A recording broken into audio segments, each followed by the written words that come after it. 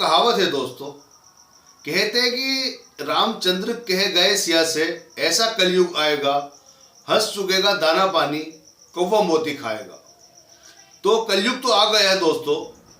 बाबा राम रहीम, जिनका नाम आप सब लोगों ने सुना ही होगा, इस समय जेल में है, लेकिन अक्सर जेल से बाहर आ जाते हैं, जेल चले आते हैं, उन्हें पैरोल मिलती रहती है। जब उनका दिल चाहता है वो जेल से बाहर आ जाते हैं पैरोल पर, फिर जेल चले जाते हैं। जेल न होकर उनके लिए एक तरीके से पिकनिक टूर की तरह है। जब भी चुनाव आता है उन्हें पैरोल मिल ही जाती है।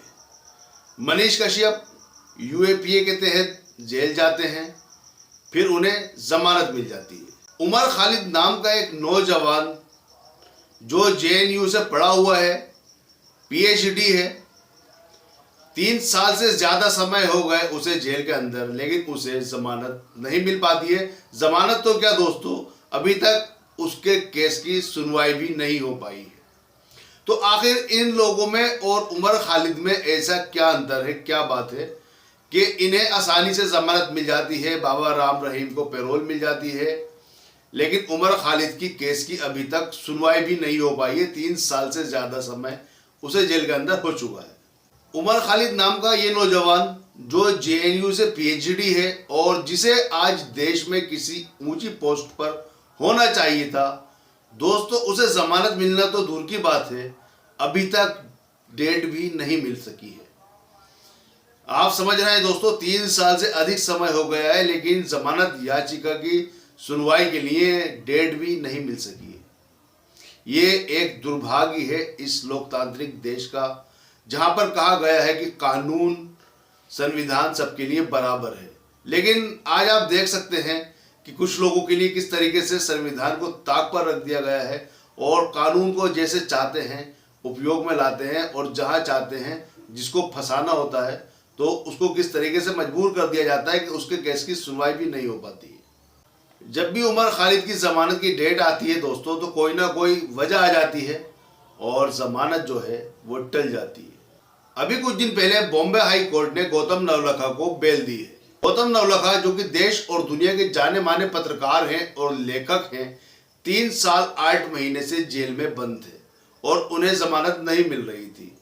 बॉम्बे हाई कोर्ट ने अभी हाल ही में उनको जमानत दी है, उनकी जमानत याचिका स्वीकार की है, और बॉम्बे हाई कोर्ट ने कहा है कि उनके केस में ऐसा कुछ भी नहीं था कि उन्हें इतने लंबे समय से जेल में रखा जाए। उनके खिलाफ ऐसा कोई सबूत नहीं था, कोई गवाह नहीं था जिससे ये साबित हो सके कि गौतम नवलखा किसी आतंकवादी गतिविधि में संलिग्न थे, शामिल थे, या किसी भी तरह से आतंकवादी गतिविधियों में मिले हुए थे। उमर खालिद का जहां तक मामला है दोस्तों, आपको याद होगा कि उमर खालिद के वकील कपिल सिब्बल ने कहा था कि मुझे सिर्फ 15 मिनट चाहिए साबित करने के लिए कि उमर खालिद बेकसूर है, बेगुनाह है। लेकिन दोस्तों उनको 15 मिनट नहीं मिले आज तक अपनी बात कहने के लिए, कोर्ट में अपनी बात रखने के लिए।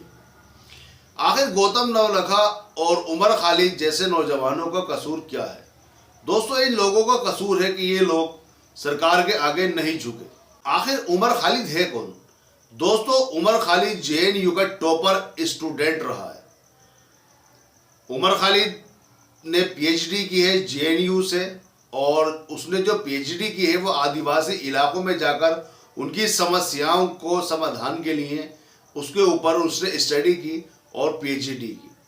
वो एक होनहार स्टूडेंट था, एक प्रतिभावान स्टूडेंट था, लेकिन उसका भविष्य तो बर्बाद किया ही है, साथ ही उसको जेल में बंद करके इस देश के संविधान के साथ भी खिलवाड़ किया गया है। आखिर उमर खालिद के ऊपर केस क्या था, क्या गुनाह किया था उमर खालिद ने जो इतने लंबा समय से उसे जेल में रखा गया है और जिसके केस की सुनवाई भी नहीं की जा रही है? दोस्तों जिस समय एनआरसी का मुद्दा बड़े जोर शोर से चल रहा था, उस समय एनआरसी के मुद्दे पर उमर खालिद ने भी दिल्ली में और देश भर में सभाएं की थी। वहां उन्होंने भाषण भी दिए। ऐसा ही एक भाषण महाराष्ट्र में दिया गया था।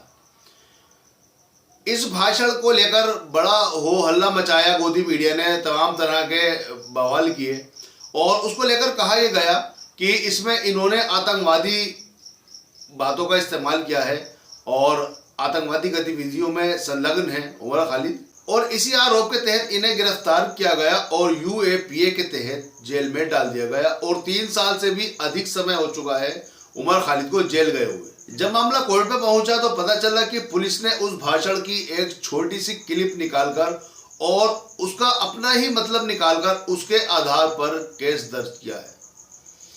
जब कोर्ट के सामने मामला आया तो ये बात भी खुली कि वो क्लिप भी पुलिस ने नहीं बनाई थी, बल्कि गोदी मीडिया के एक चैनल द्वारा वो क्लिप तैयार की गई थी। और दोस्तों, आप लोगों को याद होगा जिस समय एनआरसी का मुद्दा चल रहा था उस समय गोदी मीडिया ने किस तरह की फर्जी क्लिप पेश की थी।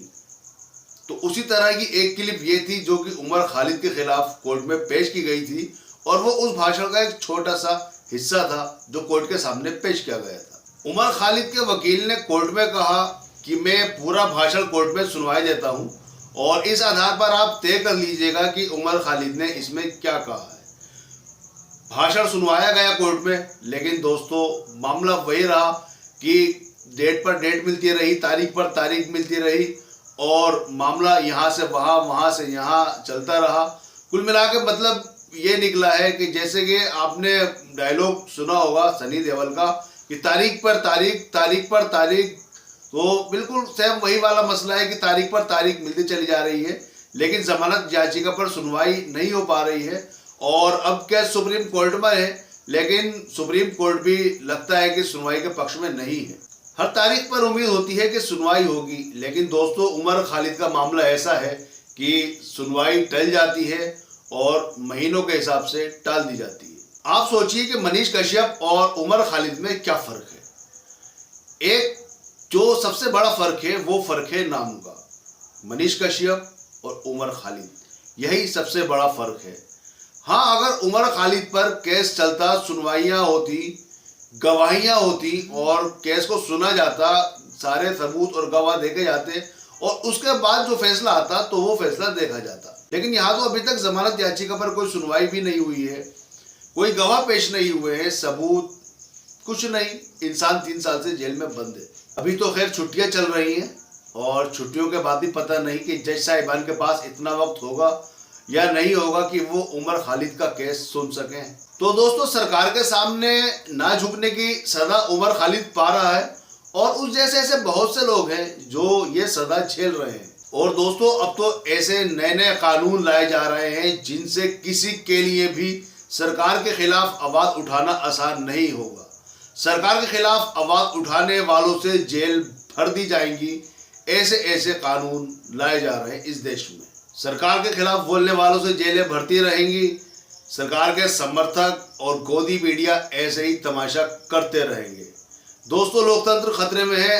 आज भी नहीं जागे तो कब जागोगे? इसी बात के साथ मैं अपनी ये वीडियो खत्म करता हूँ। फिर मिलेंगे किसी एक नई वीडियो में। तब तक के लिए इजाज़त दीजिए।